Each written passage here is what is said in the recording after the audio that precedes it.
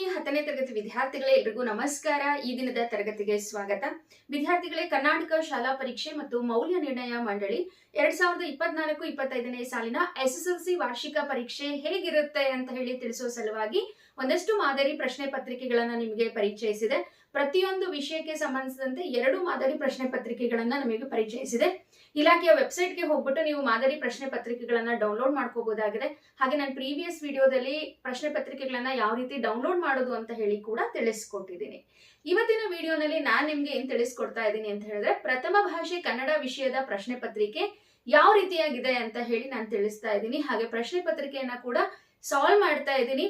ಎಲ್ಲಾ ವಿದ್ಯಾರ್ಥಿಗಳು ಗಮನ ಕೊಟ್ಟು ಕೇಳಿಸ್ಕೊಳ್ಳಿ. ಹಾಗೇನೆ ಈ ಒಂದು ವಿಡಿಯೋವನ್ನ ನಿಮ್ಮ ಫ್ರೆಂಡ್ಸ್ಗೂ ಕೂಡ ಶೇರ್ ಮಾಡಿ ಅಂತೇಳಿ ಹೇಳ್ತಾ, ಇಲಾಖೆಯ ವೆಬ್ಸೈಟ್ ನಲ್ಲಿ ನಾವು ಪ್ರತಿಯೊಂದು ವಿಷಯಕ್ಕೆ 2 ಮಾದರಿ ಪ್ರಶ್ನೆ ಪತ್ರಿಕೆಗಳನ್ನ ನೋಡಬಹುದಾಗಿದೆ. ಇವತ್ತಿನ ದಿನದ ವಿಡಿಯೋನಲ್ಲಿ ಪ್ರಥಮ ಭಾಷೆ ಕನ್ನಡ ವಿಷಯಕ್ಕೆ ಸಂಬಂಧಿಸಿದಂತೆ ಮಾದರಿ ಪ್ರಶ್ನೆ ಪತ್ರಿಕೆ 1 ಯಾವ ರೀತಿ ಇದೆ ಅಂತ ಹೇಳಿ ನಾನು ನಿಮ್ಗೆ ತಿಳಿಸ್ಕೊಡ್ತೀನಿ. ಹಾಗೆ ಇದಕ್ಕೆ ಉತ್ತರಗಳನ್ನ ಕೂಡ ಹೇಳ್ತಾ ಹೋಗ್ತೀನಿ. ಒಟ್ಟಾರೆಯಾಗಿ ಹೇಳೋದಾದ್ರೆ ಈ ಒಂದು ಪ್ರಶ್ನೆ ಪತ್ರಿಕೆ 100 ಅಂಕಗಳಿಗೆ ಇದೆ. ಹಾಗೇನೆ ಈ ಪ್ರಶ್ನೆ ಪತ್ರಿಕೆಗೆ ಉತ್ತರಿಸೋದಕ್ಕೆ 3 ಗಂಟೆ 15 ನಿಮಿಷದ ಒಂದು ಕಾಲಾವಕಾಶವನ್ನ ನೀಡಲಾಗಿದೆ. ಇನ್ನ ವಿಷಯದ ಸಂಕೇತ 01K ಅಂತಕ್ಕಂಥದ್ದು ಪ್ರಥಮ ಭಾಷೆ ಕನ್ನಡ ವಿಷಯದ ಸಂಕೇತ ಆಗಿದೆ ಅಂತೇಳಿ ಹೇಳ್ತಾ, ಬನ್ನಿ ತಡ ಮಾಡದೆ ಪ್ರಶ್ನೆ ಪತ್ರಿಕೆಯಲ್ಲಿ ಯಾವ ರೀತಿ ಪ್ರಶ್ನೆಗಳಿದೆ ಅಂತ ಹೇಳಿ ನೋಡ್ತಾ ಹೋಗೋಣ.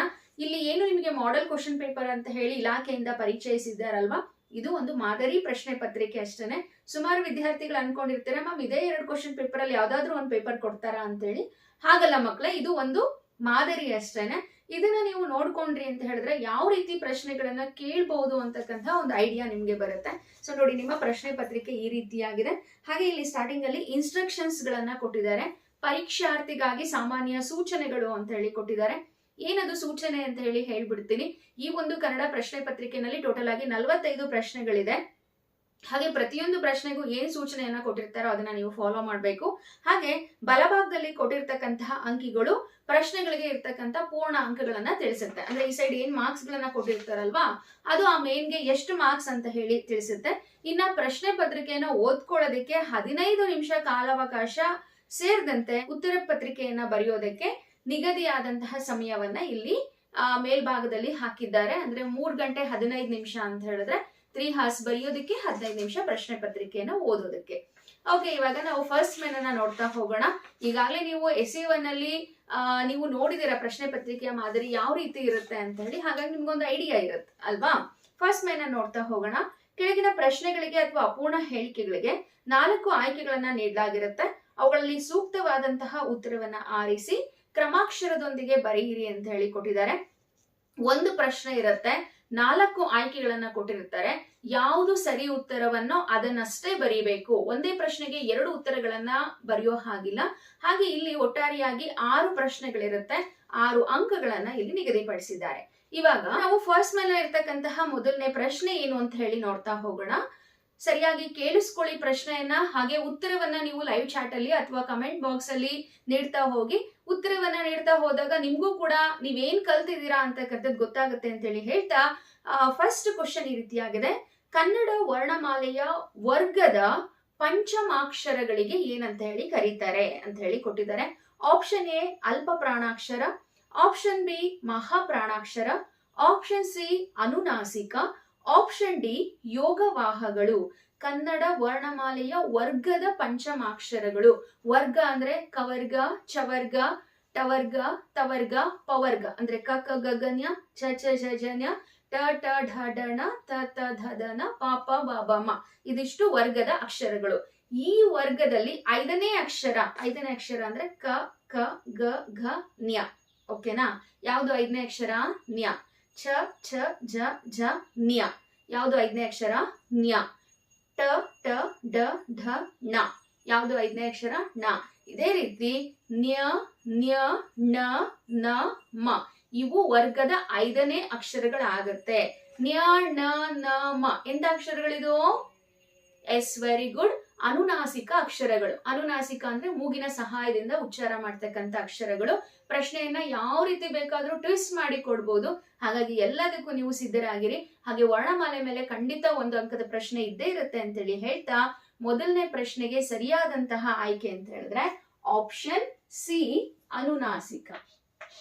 ಫಸ್ಟ್ ಮೇನ್ ಇಲ್ಲಿರ್ತಕ್ಕಂತಹ ಮೊದಲನೇ ಪ್ರಶ್ನೆಗೆ ಸರಿಯಾದ ಉತ್ತರ ಅನುನಾಸಿಕ. ಇಲ್ಲಿ ನೀವು ಆಯ್ಕೆಯನ್ನ ಕೂಡ ಬರಿಬೇಕು. Option C ಅನುನಾಸಿಕ.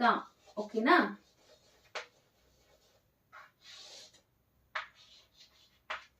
ನೆಕ್ಸ್ಟ್ ಎರಡನೇ ಪ್ರಶ್ನೆಯನ್ನ ನೋಡ್ತಾ ಹೋಗೋಣ. ವಿಭಕ್ತಿ ಪ್ರತ್ಯಯದ ಮೇಲೆ ಪ್ರಶ್ನೆ ಇದೆ.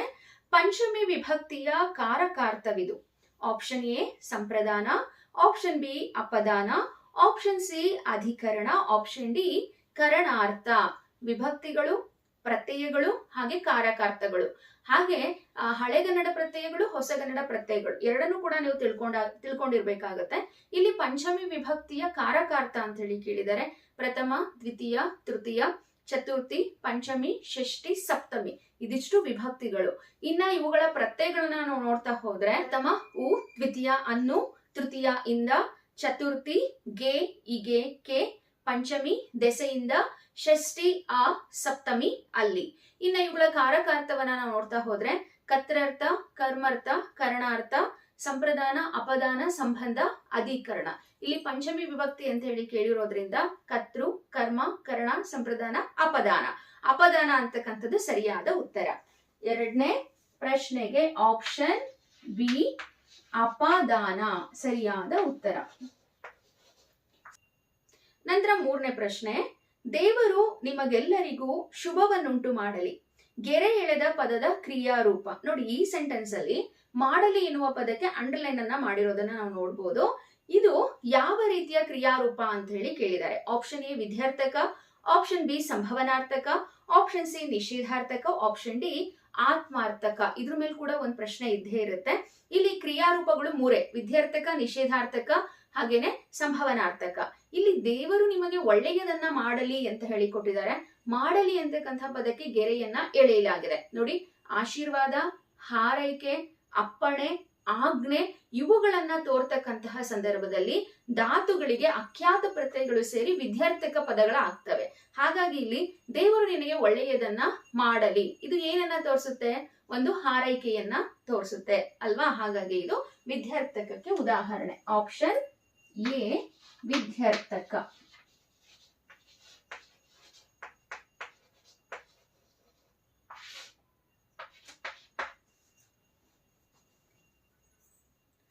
ಹಾಗೆ ಆಪ್ಷನ್ ಅಲ್ಲಿ ನೋಡಿ, ಸಂಭವನಾರ್ಥಕ, ನಿಷೇಧಾರ್ಥಕ ಅಂತ ಹೇಳಿ ಕೊಟ್ಟಿದ್ದಾರೆ. ನಡೆಯುವಲ್ಲಿ ನಾವು ಅನುಮಾನವನ್ನ ವ್ಯಕ್ತಪಡಿಸಿದ್ರೆ ಅಥವಾ ಕ್ರಿಯೆ ನಡೆಯುತ್ತೋ ಇಲ್ವೋ ಅಂತ ಹೇಳಿದ್ರೆ ಅದು ಸಂಭವನಾರ್ಥಕ. ಹಾಗೆ ನಿಷೇಧಾರ್ಥಕ ಅಂದ್ರೆ ಕ್ರಿಯೆ ನಡೆಯೋದೇ ಇಲ್ಲ ಅಂತ ಹೇಳ್ತಕ್ಕಂಥದ್ದು. ನಂತರ ನಾಲ್ಕನೇ ಪ್ರಶ್ನೆ. ಬಹುರ್ವಿ ಸಮಾಸದ ಪದವಿದು ಅಂತ ಹೇಳಿ ಕೇಳಿದ್ದಾರೆ. ಆಪ್ಷನ್ಸ್ ನ ಗಮನಿಸಿ. ಆಪ್ಷನ್ ಎ ಮುಕ್ಕಣ್ಣು, ಆಪ್ಷನ್ ಬಿ ಕಡೆಗಣ್ಣು, ಆಪ್ಷನ್ ಸಿ ಕಂಗೆಡು, ಆಪ್ಷನ್ ಡಿ ಚಕ್ರಪಾಣಿ ಅಂತ ಹೇಳಿ ಕೊಟ್ಟಿದ್ದಾರೆ. ನಿಮ್ಗೆ ಸಮಾಸದ ಮೇಲೆ ಕೂಡ ಒಂದು ಪ್ರಶ್ನೆ ಇದ್ದೇ ಇರುತ್ತೆ. ಬಹುರ್ವಿ ಸಮಾಸ ಅಂದ್ರೆ ಏನು ಅಂತ ಹೇಳಿ ತಿಳ್ಕೊಂಡಿರ್ಬೇಕು. ಎರಡು ಅಥವಾ ಎರಡಕ್ಕಿಂತ ಜಾಸ್ತಿ ಪದಗಳು ಸೇರಿ ಸಮಾಸ ಆಗುತ್ತೆ. ಆದ್ರೆ ಬೇರೊಂದು ಪದದ ಅರ್ಥನೇ ಮುಖ್ಯವಾಗಿರುತ್ತೆ, ಅದೇ ಪ್ರಧಾನವಾಗಿರುತ್ತೆ. ಅದಕ್ಕೆ ನಾವು ಬಹುರ್ವಿ ಸಮಾಸ ಅಂತ ಹೇಳಿ ಕರಿತೀವಿ. ಇಲ್ಲಿ ಮುಕ್ಕಣ್ಣು ಅಂತ ಬಂತು. ಮುಕ್ಕಣ್ಣು ಅಂತಕ್ಕಂಥದ್ದು ದ್ವಿಗು ಸಮಾಸ ಅಲ್ವಾ? ಹಾಗೆ ಕಡೆಗಣ್ಣು ಇದು ಅಂಶಿ ಸಮಾಸ ಆಗುತ್ತೆ. ಹಾಗೆ ಕಂಗೆಡು ಅಂತಕ್ಕಂಥದ್ದು ಕ್ರಿಯಾ ಸಮಾಸ ಆಗುತ್ತೆ. ಇಲ್ಲಿ ಚಕ್ರಪಾಣಿ, ಚಕ್ರವನ್ನು ಪಾಣಿಯಲ್ಲಿ ಹೊಂದಿರುವನು ಯಾವನು? ಅವನು ವಿಷ್ಣು ಅಲ್ವಾ? ಪಾಣಿ ಅಂದ್ರೆ ಬೆರಳು. ಯಾರ ಬೆರಳಿನಲ್ಲಿ ಚಕ್ರ ಕಾಣ್ತೀವಿ ನಾವು? ವಿಷ್ಣುವಿನ ಬೆರಳಿನಲ್ಲಿ ಚಕ್ರ ಕಾಣ್ತೀವಿ ಅಲ್ವಾ? ಚಕ್ರಪಾಣಿ ಅಂದ್ರೆ ಯಾರು? ಇಲ್ಲಿ ವಿಷ್ಣು. ಹಾಗಾಗಿ ಬಹುರ್ವಿ ಸಮಾಸದ ಪದ ಯಾವುದು ಇಲ್ಲಿ? Option D Chakrapani.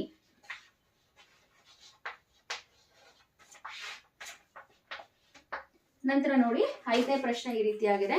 ಸ್ವತಂತ್ರ ವಾಕ್ಯಗಳಾಗಿ ನಿಲ್ಲಬಲ್ಲ ಅನೇಕ ಉಪವಾಕ್ಯಗಳೊಡನೆ ಒಂದು ಪೂರ್ಣಾಭಿಪ್ರಾಯದ ವಾಕ್ಯವಾಗಿದ್ದರೆ ಅದು ಡ್ಯಾಶ್ ಅಂತ ಹೇಳಿ ಕೇಳಿದ್ದಾರೆ. ಆಯ್ಕೆಗಳನ್ನ ಗಮನಿಸಿ. ಆಪ್ಷನ್ ಎ ಸಾಮಾನ್ಯ ವಾಕ್ಯ, ಆಪ್ಷನ್ ಬಿ ಸಂಯೋಜಿತ ವಾಕ್ಯ, ಆಪ್ಷನ್ ಸಿ ಮಿಶ್ರ ವಾಕ್ಯ, ಆಪ್ಷನ್ ಡಿ ಪ್ರಶ್ನಾರ್ಥಕ ವಾಕ್ಯ. ವಾಕ್ಯದಲ್ಲಿ ಮೂರು ವಿಧ: ಸಾಮಾನ್ಯ ವಾಕ್ಯ, ಸಂಯೋಜಿತ ವಾಕ್ಯ ಹಾಗೇನೆ ಮಿಶ್ರ ವಾಕ್ಯ. ಇಲ್ಲಿ ಪೂರ್ಣ ರೂಪದ ಕ್ರಿಯಾಪದ ಇದ್ರೆ ಅದು ಸಾಮಾನ್ಯ ವಾಕ್ಯ ಆಗುತ್ತೆ. ಸ್ವತಂತ್ರ ವಾಕ್ಯಗಳಾಗಿ ನಿಲ್ಲಬಲ್ಲ ಅನೇಕ ಉಪವಾಕ್ಯಗಳೊಡನೆ ಒಂದು ಪೂರ್ಣಾಭಿಪ್ರಾಯದ ವಾಕ್ಯ ಇದ್ರೆ ಅದು ಸಂಯೋಜಿತ ವಾಕ್ಯ ಆಗುತ್ತೆ. ಹಾಗೆ ಅನೇಕ ಉಪವಾಕ್ಯಗಳು ಒಂದು ಪ್ರಧಾನ ವಾಕ್ಯಕ್ಕೆ ಅಧೀನವಾಗಿದ್ರೆ ಅದು ಮಿಶ್ರ ವಾಕ್ಯ ಆಗುತ್ತೆ. ಇಲ್ಲಿ ಮೂರರ ಡೆಫಿನೇಷನ್ ಅನ್ನ ನೀವು ತಿಳ್ಕೊಂಡಿರ್ಬೇಕಾಗತ್ತೆ.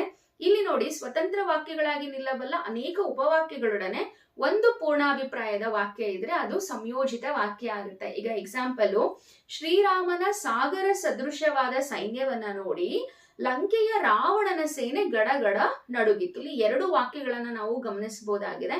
ಸೊ ಇದು ಎಕ್ಸಾಂಪಲ್ ಆಗುತ್ತೆ ಇದಕ್ಕೆ ಅಂತೇಳಿ ಹೇಳ್ತಾ 5ನೇ ಪ್ರಶ್ನೆಗೆ ಸರಿಯಾದಂತ ಉತ್ತರ ಆಪ್ಷನ್ ಬಿ, ಸಂಯೋಜಿತ ವಾಕ್ಯ.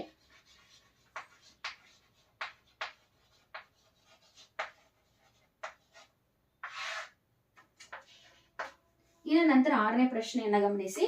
ತರುವಾಯ ಪದವು ಈ ಅವ್ಯಯಕ್ಕೆ ಉದಾಹರಣೆಯಾಗಿದೆ. ಆಪ್ಷನ್ ಎ ಅವಧಾರಣಾರ್ಥಕ ಅವ್ಯಯ, ಆಪ್ಷನ್ ಬಿ ಅನುಕರಣ ಅವ್ಯಯ, ಆಪ್ಷನ್ ಸಿ ಸಾಮಾನ್ಯಾರ್ಥಕ ಅವ್ಯಯ, ಆಪ್ಷನ್ ಡಿ ಕ್ರಿಯಾರ್ಥಕ ಅವ್ಯಯ. ತರುವಾಯ ಅಂತಕ್ಕಂಥದ್ದು ಯಾವ ರೀತಿಯ ಅವ್ಯಯ ಅಂತ ಹೇಳಿ ಕೇಳಿದ್ದಾರೆ. ಅವ್ಯಯದ ವಿಧಗಳಿದೆ, ಅದನ್ನೆಲ್ಲ ನೋಡ್ಕೊಳ್ಳಿ. ಅದ್ರ ಮೇಲೆ ಕೂಡ ಒಂದು ಪ್ರಶ್ನೆ ಇದ್ದೇ ಇರುತ್ತೆ.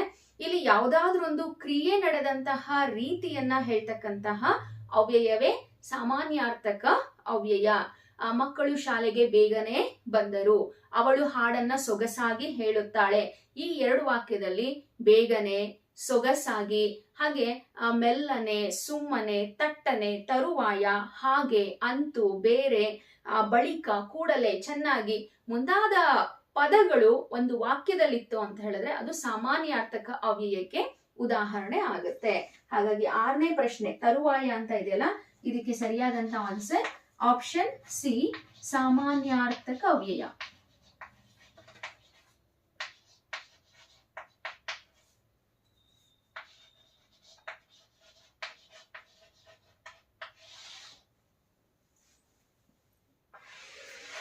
ಓಕೆ ಮಕ್ಕಳೇ, ಇಲ್ಲಿಗೆ ಫಸ್ಟ್ ಮೈನ್ ಇರ್ತಕ್ಕಂತಹ ಎಲ್ಲ ಪ್ರಶ್ನೆಗಳನ್ನ ಸಾಲ್ವ್ ಮಾಡಿದಾಯ್ತು. ಇವಾಗ ಸೆಕೆಂಡ್ ಮೈನ್ಗೆ ಹೋಗೋಣ.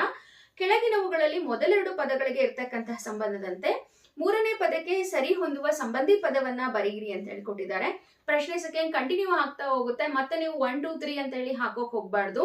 7ನೇ ಪ್ರಶ್ನೆ ಈ ರೀತಿಯಾಗಿದೆ. ತತ್ಸಮ ತದ್ಭವಕ್ಕೆ ಸಂಬಂಧಿಸಿದಂತೆ ವೈಶಾಖ ಬೇಸಗೆ, ಪ್ರತಿಹಾರಿ ಡ್ಯಾಶ್ ಅಂತ ಹೇಳಿ ಕೇಳಿದ್ದಾರೆ. ಪ್ರತಿಹಾರಿ ಪದದ ತದ್ಭವ ರೂಪ ಅಂತ ಹೇಳಿದ್ರೆ ಪಡಿಯರ ಅಂತ ಹೇಳಿ. ಪ್ರಶ್ನೆ ಸಂಖ್ಯೆ 7 ಇದಕ್ಕೆ ಸರಿಯಾದಂತಹ ಉತ್ತರ ಅಂತ ಹೇಳಿದ್ರೆ ಪ್ರತಿಹಾರಿ. ನೀವು ಇದೇ ರೀತಿಯಾಗಿ ಬರೀಬೇಕಾಗುತ್ತೆ. ಡೈರೆಕ್ಟ್ ಆಗಿ ಆನ್ಸರ್ ಬರೆಯೋ ಬದಲು ಸೊ ಯಾವ ಒಂದು ಪದಕ್ಕೆ ಬರೀತಿದ್ದೀರಾ, ಪ್ರತಿಹಾರಿಗೆ ಏನು ಪಡಿಯರ. ಓಕೆನಾ. ನಂತರ ನೋಡಿ 8ನೇ ಪ್ರಶ್ನೆ ಈ ರೀತಿಯಾಗಿದೆ. ಚಲುವಿಕೆ ಎನ್ನುವುದು ತದಿತಾಂತ ಭಾವನಾಮ ಆದ್ರೆ ತಿನ್ನುವಿಕೆ ಎನ್ನುವುದು ಡ್ಯಾಶ್ ಅಂತ ಹೇಳಿ ಕೇಳಿದ್ದಾರೆ. ತಿನ್ನುವಿಕೆ ಅಂತಕ್ಕಂಥದ್ದು ಕೃದಂತ ಭಾವನಾಮಕ್ಕೆ ಬರುತ್ತೆ. ಧಾತುಗಳ ಮೇಲೆ ಭಾವಾರ್ಥದಲ್ಲಿ ಕೃತ್ ಪ್ರತ್ಯಯಗಳು ಸೇರಿದ್ರೆ ಕೃದಂತ ಭಾವನಾಮ ಆಗುತ್ತೆ. ವಿಕೆ, ಇಕೆ, ಇಗೆ, ಅವು, ಉ, ತ, ಟ, ಒಳಿ, ಪೂ, ಅಲು, ವಿ, ಅಕ್ಕೆ, ಒಳಿಕೆ ಮತ್ತೆ ಒಣಿಗೆ ಇವೆಲ್ಲ ಸೇರಿದ್ರೆ ಇಲ್ಲಿ ಏನಾಗುತ್ತೆ, ಕೃದಂತ ಭಾವನಾಮ ಆಗುತ್ತೆ. ಟೆಕ್ಸ್ಟ್ ಬುಕ್ ಅಲ್ಲಿ ಇದೆ, ನೋಡ್ಕೊಳ್ಳಿ ಒಂದ್ಸರಿ. ತಿನ್ನುವಿಕೆ ಕೃದಂತ ಭಾವನಾಮ.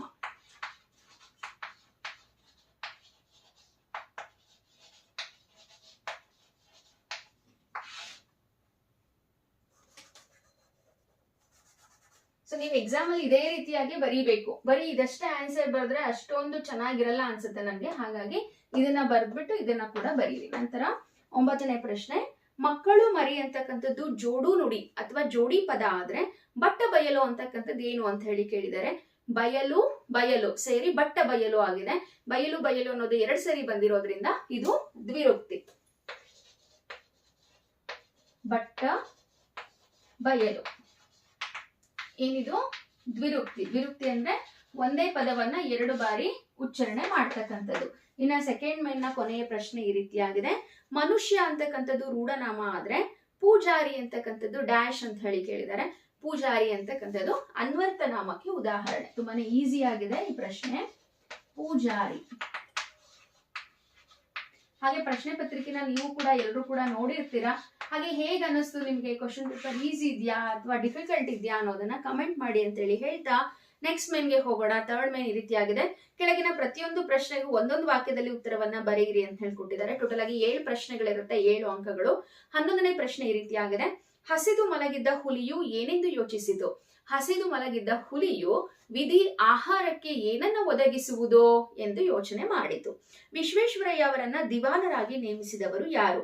ವಿಶ್ವೇಶ್ವರಯ್ಯ ಅವರನ್ನ ದಿವಾನರಾಗಿ ನೇಮಿಸಿದವರು ನಾಲ್ವಡಿ ಕೃಷ್ಣರಾಜ ಒಡೆಯರ್. ನಂತರ 13ನೇ ಪ್ರಶ್ನೆ. ಗಡಿ ಪ್ರದೇಶಗಳಲ್ಲಿ ಬ್ಲಾಕ್ಔಟ್ ನಿಯಮವನ್ನ ಏತಕ್ಕಾಗಿ ಪಾಲಿಸಲಾಗುತ್ತದೆ?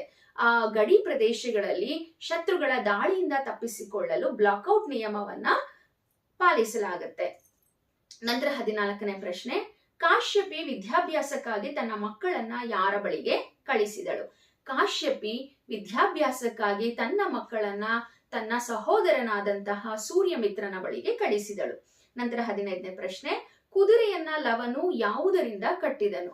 ಕುದುರೆಯನ್ನ ಲವನು ತನ್ನ ಉತ್ತರೀಯದಿಂದ ಕಟ್ಟಿದನು. ಉತ್ತರೀಯ ಅಂತ ಹೇಳಿದ್ರೆ ಶಲ್ಯ ಹಾಕೊಂಡಿರ್ತಾರಲ್ಲ ಅದು. ನಂತರ 16ನೇ ಪ್ರಶ್ನೆ, ದ್ರೋಣನು ಪರಶುರಾಮರ ಬಳಿಗೆ ಏಕೆ ಬಂದನು? ದ್ರೋಣ ಪರಶುರಾಮರ ಬಳಿಗೆ ದ್ರವ್ಯಾರ್ಥಿಯಾಗಿ ಅಥವಾ ದ್ರವ್ಯವನ್ನ ಬೇಡಲು ಬಂದನು. 17ನೇ ಪ್ರಶ್ನೆ ಹಾಗೆ ಕೊನೆಯ ಪ್ರಶ್ನೆ, ಅಮಾಯಕ ಭಾರತೀಯರ ಮೇಲೆ ಗುಂಡಿನ ಮಳೆಗರೆದ ಬ್ರಿಟಿಷ್ ಅಧಿಕಾರಿಯ ಹೆಸರೇನು? ಭಗತ್ ಸಿಂಗ್ ಪಾಠದ್ದು. ಅಮಾಯಕ ಭಾರತೀಯರ ಮೇಲೆ ಗುಂಡಿನ ಮಳೆಗರೆದಂತಹ ಬ್ರಿಟಿಷ್ ಅಧಿಕಾರಿಯ ಹೆಸರು ಜನರಲ್ ಡಯರ್ ಅಂತ ಹೇಳಿ. ಇನ್ನ ನಂತರ 4ನೇ ಮೇನ್ 3-4 ವಾಕ್ಯದಲ್ಲಿ ಉತ್ತರ ಬರೆಯಿರಿ ಅಂತ ಹೇಳ್ಕೊಟ್ಟಿದ್ದಾರೆ. ಟೋಟಲ್ ಆಗಿ 10 ಪ್ರಶ್ನೆಗಳಿದೆ. ಒಂದು ಪ್ರಶ್ನೆಗೆ 2 ಅಂಕ, 20 ಅಂಕಗಳಿರುತ್ತೆ. ಹಾಗಾಗಿ ಯಾವ ಪ್ರಶ್ನೆಯನ್ನು ಬಿಡಕ್ ಹೋಗದೇನೆ ನೀವು ಆನ್ಸರ್ ಅನ್ನ ಮಾಡ್ಬೇಕಾಗುತ್ತೆ. ಇಲ್ಲಿ ನಾನು ಹೇಳ್ತಕ್ಕಂತ ಪ್ರಶ್ನೆಗಳನ್ನ ನಿಮ್ಮ ಕ್ಲಾಸ್ ವರ್ಕ್ ಅಲ್ಲಿ ಅಥವಾ ಟೆಕ್ಸ್ಟ್ ಬುಕ್ ಅಲ್ಲಿ ಟಿಕ್ ಮಾಡ್ಕೊಳ್ಳಿ. ಇವೆಲ್ಲ ಇಂಪಾರ್ಟೆಂಟ್ ಕ್ವಶನ್ಸ್ ಆಗಿರುತ್ತೆ ಅಂತ ಹೇಳಿ ಹೇಳ್ತಾ ಇವುಗಳಿಗೆ ನಾನು ಉತ್ತರವನ್ನ ಹೇಳ್ತಾ ಹೋಗಲ್ಲ. ಬೇಕಿದ್ರೆ ಮುಂದಿನ ವಿಡಿಯೋನಲ್ಲಿ ನಾನು ಆನ್ಸರ್ಸ್ ನ ಹೇಳ್ತೀನಿ. ಯಾಕೆ ಅಂತ ಹೇಳಿದ್ರೆ ಯಾವಾಗ್ಲೂ ಭಾಷಾ ವಿಷಯದಲ್ಲಿ ನಿಮ್ಮ ಅಭಿವ್ಯಕ್ತಿಗೆ ಹೆಚ್ಚಿನ ಪ್ರಾಶಸ್ತ್ಯ ಇರುತ್ತೆ. ಹಾಗಾಗಿ ನೀವು ನಿಮ್ಮದೇ ಆಗಿರ್ತಕ್ಕಂತಹ ಓನ್ ವೇನಲ್ಲಿ ಆನ್ಸರ್ ಅನ್ನ ಬರೀಬಹುದಾಗಿದೆ. 18ನೇ ಪ್ರಶ್ನೆ, ಹುಲಿಯು ಹಿಂದಿನಿಂದ ಹಾರಿ ಕೊಲ್ಲದಿರಲು ಕಾರಣಗಳು ಯಾವುವು? ಪ್ರಶ್ನೆ 19, ನಿರ್ಜೀವವಾಗಿರುವ ಮಗುವನ್ನ ನೋಡಿ ಮುದುಕಿಯು ನಿರಾಶೆಯಿಂದ ಹೇಳಿದ ಮಾತುಗಳು ಯಾವುವು? 20ನೇ ಪ್ರಶ್ನೆ, ಲಕ್ಷ್ಮಣನು ಅಣ್ಣನಾದ ರಾಮನನ್ನ ಸಂತೈಸಿದ ಬಗೆ ಹೇಗೆ? 21ನೇ ಪ್ರಶ್ನೆ, ಶಬರಿಯು ರಾಮನ ಸ್ವಾಗತಕ್ಕಾಗಿ ಮಾಡಿಕೊಂಡಿದ್ದ ಸಿದ್ಧತೆಗಳನ್ನ ತಿಳಿಸಿ. 22ನೇ ಪ್ರಶ್ನೆ, ಕರ್ಣನು ಯುದ್ಧದ ವಿಚಾರದಲ್ಲಿ ಕೈಗೊಂಡ ತೀರ್ಮಾನಗಳನ್ನ ಬರೆಯಿರಿ. 23ನೇ ಪ್ರಶ್ನೆ, ದ್ರೋಣನು ಶಪಥ ಮಾಡುವಾಗ ಹೇಳಿದ ಮಾತುಗಳು ಯಾವುವು? 24ನೇ ಪ್ರಶ್ನೆ, ಪುಟ್ಟಪೋರಿ ಏಕೆ ಮೂಕ ವಿಸ್ಮಿತಳಾಗಿದ್ದಾಳೆ? ಸೊ ವಸಂತ ಮುಖ ತೋರಲಿಲ್ಲ ಪದ್ಯದ ಪ್ರಶ್ನೆ ಇದು. ಇಲ್ಲಿ ಯಾವಾಗ್ಲೂ ಪ್ರೀವಿಯಸ್ ಇಯರ್ ಕ್ವಶನ್ ಪೇಪರ್ಸ್ ನ ಗಮನಿಸಿದಾಗ ಒಡೆಯನ ಮನೆಯ ಪ್ರಕೃತಿ ಸೌಂದರ್ಯ ಹೇಗಿದೆ ಅಂತ ಹೇಳಿ ರಿಪೀಟೆಡ್ ಕ್ವಶನ್ ಆಗಿ ಅದನ್ನೇ ಕೇಳ್ತಿದ್ರು. ಬಟ್ ಈ ಸಾರಿ ಪುಟ್ಟಪೋರಿ ಏಕೆ ಮೂಕ ವಿಸ್ಮಿತಳಾಗಿದ್ದಾಳೆ ಅನ್ನೋ ಪ್ರಶ್ನೆಯನ್ನ ಕೇಳಿದ್ದಾರೆ. 25ನೇ ಪ್ರಶ್ನೆ, ಅಂದವಾದ ಬರವಣಿಗೆ ಬಗ್ಗೆ ಗಾಂಧೀಜಿಯವರ ಅಭಿಪ್ರಾಯ ಏನು? 26ನೇ ಪ್ರಶ್ನೆ, ಭಗವಂತನಲ್ಲಿ ಶರಣಾಗುವ ಭಾವ ಅಕ್ಕ ಮಹಾದೇವಿಯ ವಚನದಲ್ಲಿ ಹೇಗೆ ವ್ಯಕ್ತಗೊಂಡಿದೆ? ನಂತರ 27ನೇ ಪ್ರಶ್ನೆ, ಶುಕನಾಸನು ತಿಳಿಸಿರುವಂತೆ ರಾಜರ ಪ್ರಕೃತಿಯನ್ನ ಕುರಿತು ಬರೆಯಿರಿ. ನೋಡಿ, ಇದೆಲ್ಲ ಪೂರಕ ಪಾಠದ ಪ್ರಶ್ನೆಗಳು, ಲಾಸ್ಟ್ 4 ಕ್ವಶನ್. ಹಾಗಾಗಿ ನೀವು ಇದ್ರ ಕಡೆ ಕಾನ್ಸಂಟ್ರೇಟ್ ಮಾಡಿ. ಪೂರಕ ಪಾಠಗಳಿಂದ ಹೆಚ್ಚು ಪ್ರಶ್ನೆಗಳು ಬರ್ತಕ್ಕಂತ ಸಾಧ್ಯತೆ ಇದೆ ಅಂತೇಳಿ ಹೇಳ್ತಾ, ಇನ್ನ ನಂತರದ ಮೇನ್ ಈ ರೀತಿಯಾಗಿದೆ. ಕವಿ ಪರಿಚಯ, ಕವಿಗಳ ಅಥವಾ ಸಾಹಿತಿಗಳ ಜನ್ಮಸ್ಥಳ, ಕಾಲ, ಕೃತಿ, ಬಿರುದು ಮತ್ತೆ ಪ್ರಶಸ್ತಿಗಳನ್ನ ಕುರಿತು ವಾಕ್ಯದ ರೂಪದಲ್ಲಿ ಬರೆಯಿರಿ ಅಂತ ಕೊಟ್ಟಿದ್ದಾರೆ. ಸೆಂಟೆನ್ಸ್ ಅಲ್ಲೇ ಬರೀಬೇಕು ನೀವು. ಇಲ್ಲಿ ದೇವನೂರ ಮಹಾದೇವ ಮತ್ತೆ ಲಕ್ಷ್ಮೀಶ ಈ ಇಬ್ಬರು ಕವಿಯ ಪರಿಚಯವನ್ನ ಕೊಟ್ಟಿದ್ದಾರೆ.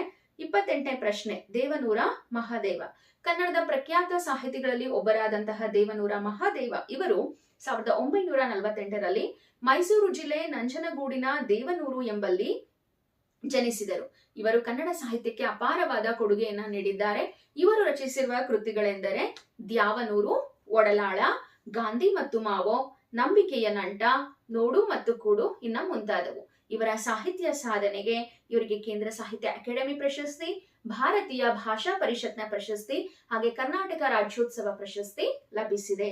ಪ್ರಸ್ತುತ ಇವರು ಎದೆಗೆ ಬಿದ್ದ ಅಕ್ಷರ ಎನ್ನುವ ಪಾಠವನ್ನ ರಚಿಸಿದ್ದು, ಎದೆಗೆ ಬಿದ್ದ ಅಕ್ಷರ ಪಾಠವನ್ನ ಎದೆಗೆ ಬಿದ್ದ ಅಕ್ಷರ ಎನ್ನುವ ಕೃತಿಯಿಂದ ಆಯ್ಕೆಯನ್ನ ಮಾಡಿಕೊಳ್ಳಲಾಗಿದೆ. ನಂತರ ನೋಡಿ, ಇಲ್ಲಿ ಲಕ್ಷ್ಮೀಶನ ಪರಿಚಯವನ್ನ ಕೊಟ್ಟಿದ್ದಾರೆ. ಲಕ್ಷ್ಮೀಶ ಈತನ ಕಾಲ 1550. ಚಿಕ್ಕಮಗಳೂರು ಜಿಲ್ಲೆ ಕಡೂರು ತಾಲೂಕಿನ ದೇವನೂರು ಎಂಬಲ್ಲಿ ಈತ ಜನಿಸಿದನು. ಈತ ಜೈಮಿನಿ ಭಾರತ ಅಂತಕ್ಕಂಥ ಕೃತಿಯನ್ನ ರಚನೆ ಮಾಡಿದ್ದಾನೆ. ಹಾಗೆ ಈತನಿಗಿರ್ತಕ್ಕಂತಹ ಬಿರುದು ಅಂದ್ರೆ ಉಪಮಾಲೋಲ, ಕರ್ನಾಟಕ ಕವಿ ಚೂತವನ ಚೈತ್ರ ಇನ್ನ ಮುಂತಾದವು. ಹಾಗೆ ನೋಡಿ, ಇಲ್ಲಿ ಲಕ್ಷ್ಮೀಶ ಕವಿ ಕೊಟ್ಟಿದಾರಲ್ಲ, ಹಳೆಗನ್ನಡ ಕವಿಗಳಿಗೆ ಪ್ರಶಸ್ತಿಗಳಿರೋದಿಲ್ಲ, ಬಿರುದುಗಳಿರುತ್ತೆ, ನೆನ್ಪಿಟ್ಕೊಳ್ಳಿ. ಇದಾದ ನಂತರ ನೋಡಿ, ಪದ್ಯ ಭಾಗಕ್ಕೆ ಪ್ರಸ್ತಾರವನ್ನ ಹಾಕಿ ಗಣ ವಿಭಾಗ ಮಾಡಿ ಛಂದಸ್ಸಿನ ಹೆಸರನ್ನ ಬರೆಯಿರಿ ಅಂತ ಹೇಳಿ ಕೊಟ್ಟಿದ್ದಾರೆ. 30ನೇ ಪ್ರಶ್ನೆ ಇದಾಗಿದೆ. ಪದ್ಯವನ್ನ ನೋಡಿದ ತಕ್ಷಣನೇ ಗೊತ್ತಾಗುತ್ತೆ ಅದು ಕಂದ ಪದ್ಯ ಅಂತ ಹೇಳಿ. ಇವಾಗ ಈ ಪದ್ಯಕ್ಕೆ ಯಾವ ರೀತಿ ಪ್ರಸ್ತಾರ ಹಾಕೋದು ಅಂತ ಹೇಳಿ ನೋಡೋಣ. 30ನೇ ಪ್ರಶ್ನೆ, ಯಾವಾಗ್ಲೂ ಪ್ರಸ್ತಾರವನ್ನ ಹಾಕ್ತಕ್ಕಂತ ಸಂದರ್ಭದಲ್ಲಿ ಪದ್ಯವನ್ನ ಪೆನ್ನಲ್ಲಿ ಬರ್ಕೋಬೇಕು, ಪ್ರಸ್ತಾರವನ್ನ ಪೆನ್ಸಿಲ್ ಅಲ್ಲಿ ಹಾಕ್ಬೇಕು, ಮತ್ತೆ ಲೈನ್ ಬಿಟ್ ಲೈನ್ ಬರಿಬೇಕು.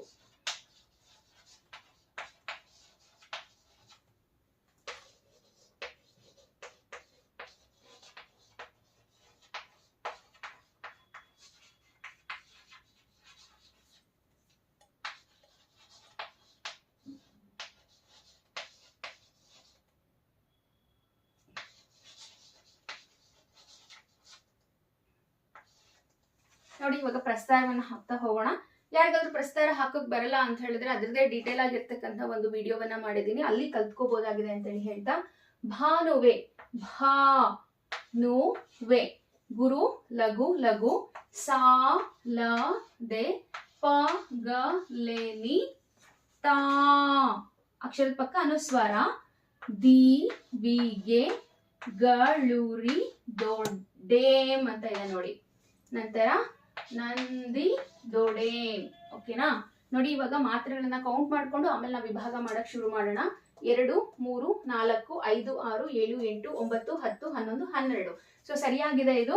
4 ಮಾತ್ರೆಗಳಿಗೆ ನಾವು ವಿಭಾಗವನ್ನ ಮಾಡ್ತೀವಿ. 4, 4, 4 ಟೋಟಲ್ ಆಗಿ 4 3 12 ಮಾತ್ರೆಗಳು ಅಲ್ವಾ?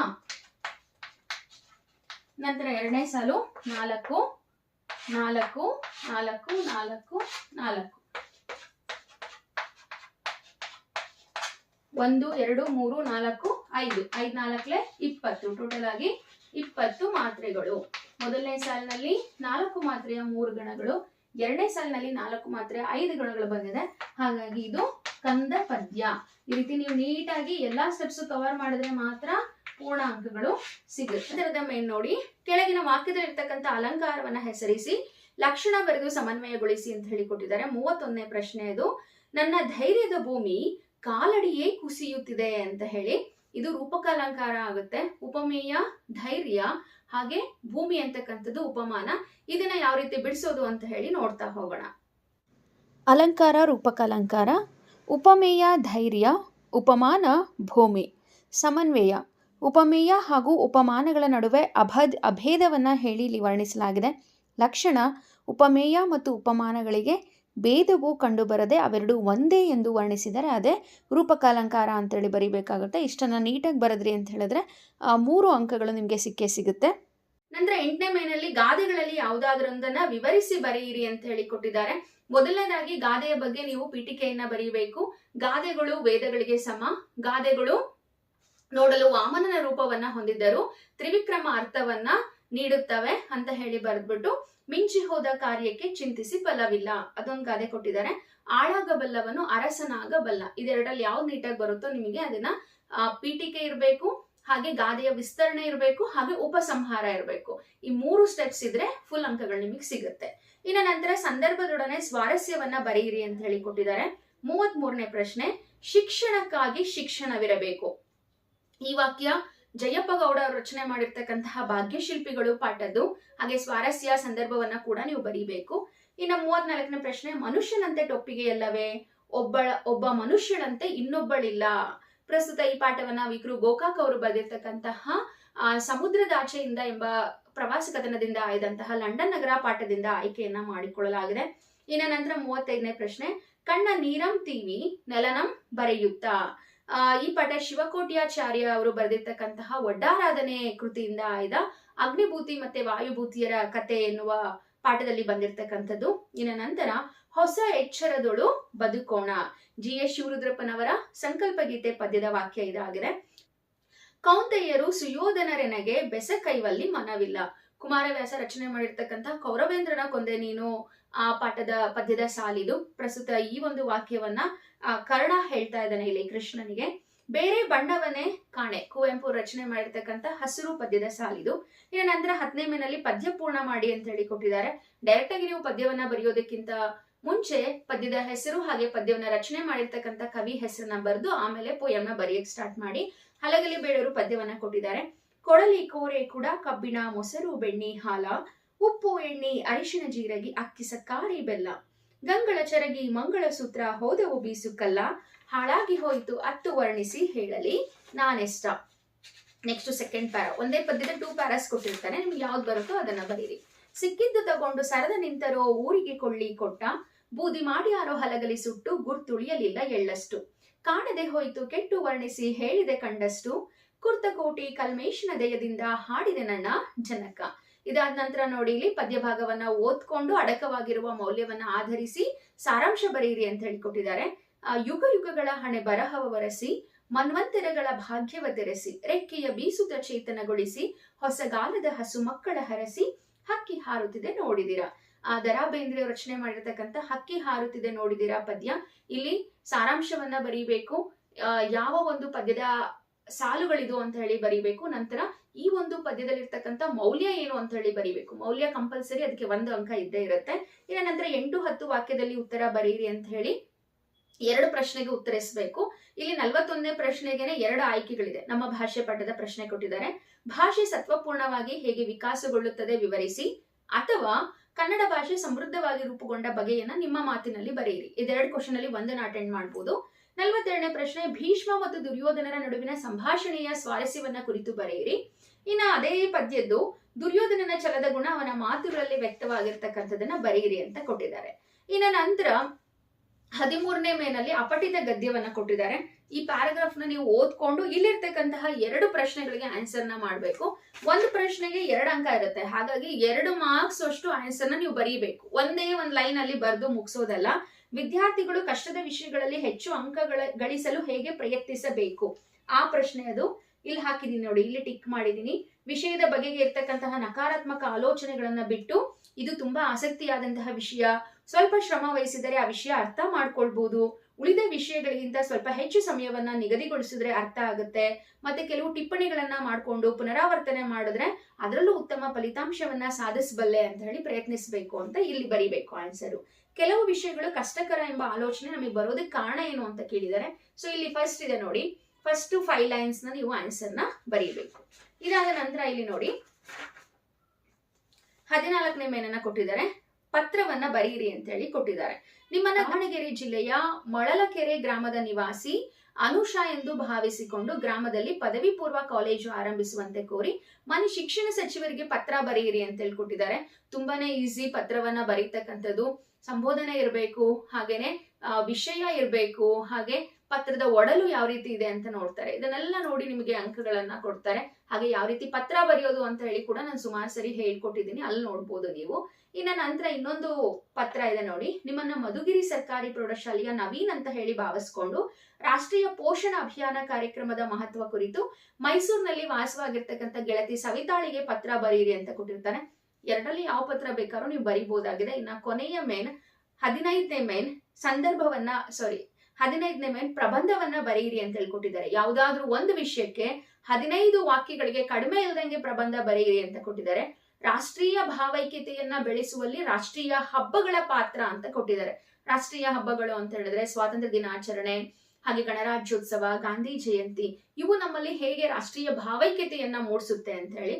ಅಥವಾ ಸಾಮಾಜಿಕ ಜಾಲತಾಣಗಳ ಸದ್ಬಳಕೆ, ನಾವು ಏನು ಸಾಮಾಜಿಕ ಜಾಲತಾಣಗಳಿದಾವಲ್ಲ ಅವುಗಳನ್ನ ನಾವು ಯೂಟ್ಯೂಬ್ ಆಗಿರ್ಬೋದು ಅಥವಾ ಇಂಟರ್ನೆಟ್ ಕ್ರೋಮ್ ಬ್ರೌಸರ್ ಆಗಿರ್ಬೋದು, ಈ ಸಾಮಾಜಿಕ ಜಾಲತಾಣಗಳಿದೆಯಲ್ಲ ಅದನ್ನ ನಾವು ಯಾವ ರೀತಿ ಸದ್ಬಳಕೆ ಮಾಡ್ಕೋಬಹುದು ಅಂತ ಹೇಳಿ ಕೇಳಿದ್ದಾರೆ. ಸೊ 2ರಲ್ಲಿ ಯಾವ್ದಾದ್ರು ಒಂದು ಪ್ರಬಂಧವನ್ನ ನೀವು ಬರೀಬಹುದು. ಪ್ರಬಂಧ ಬರೆಯುವಾಗ ಅಷ್ಟೇ ಸ್ಟಾರ್ಟಿಂಗ್ ಪ್ರಬಂಧ ಅಂದ್ರೆ ಏನು ಅಂತ ಹೇಳಿ ಬರೀರಿ, ನಂತರ ಪೀಠಿಕೆಯನ್ನ ಬರೀರಿ, ನಂತರ ಪ್ರಬಂಧದ ವಿಷಯದ ವಿವರಣೆಯನ್ನ ಮಾಡ್ತಾ ಹೋಗಿ, ಮಧ್ಯ ಮಧ್ಯ ಒಳ್ಳೆ ಕೊಟೇಶನ್ಸ್ ಗಳನ್ನ ಹಾಕ್ತಾ ಹೋಗಿ, ಇನ್ನ ಕೊನೆಯಲ್ಲಿ ಉಪಸಂಹಾರವನ್ನ ಬರೀರಿ. ಇದಿಷ್ಟು ಬರೆದ್ರಿ ಅಂತ ಹೇಳಿದ್ರೆ ಪೂರ್ಣ ಅಂಕಗಳು ಸಿಗುತ್ತೆ ಅಂತ ಹೇಳಿ ಹೇಳ್ತಾ, ಇದಿಷ್ಟು ಶಾಲಾ ಪರೀಕ್ಷೆ ಮತ್ತು ಮೌಲ್ಯ ನಿರ್ಣಯ ಮಂಡಳಿ ಪರಿಚಯಿಸಿರ್ತಕ್ಕಂತಹ ಮಾದರಿ ಪ್ರಶ್ನೆ ಪತ್ರಿಕೆ ಹಾಗೆ ಉತ್ತರಗಳು ಅಂತ ಹೇಳಿ ಹೇಳ್ತಾ, ಮತ್ತೆ ಮುಂದಿನ ತರಗತಿಯಲ್ಲಿ ಭೇಟಿ ಆಗ್ತೀನಿ. ಮಾದರಿ ಪ್ರಶ್ನೆ ಪತ್ರಿಕೆ 2ಅನ್ನ ಸಾಲ್ವ್ ಮಾಡೋ ಸಲುವಾಗಿ ಅಂತ ಹೇಳಿ ಹೇಳ್ತಾ ವಿಡಿಯೋವನ್ನ ವೀಕ್ಷಿಸಿದ್ದಕ್ಕೆ ಧನ್ಯವಾದಗಳು.